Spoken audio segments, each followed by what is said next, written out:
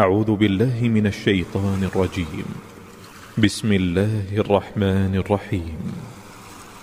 إذا جاءك المنافقون قالوا نشهد إنك لرسول الله والله يعلم إنك لرسوله والله يشهد إن المنافقين لكاذبون اتخذوا أيمانهم جنة فصدوا عن سبيل الله إنهم ساء ما كانوا يعملون ذلك بأنهم آمنوا ثم كفروا فطبع على قلوبهم فهم لا يفقهون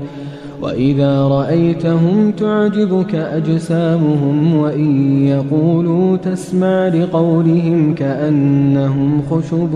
مسندة يحسبون كل صيحة عليهم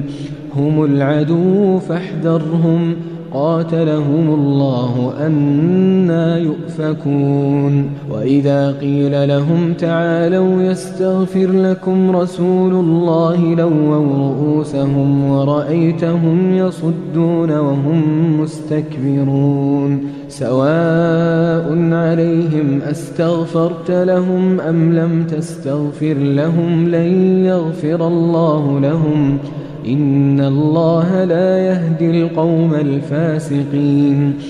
هم الذين يقولون لا تنفقوا على من عند رسول الله حتى ينفضوا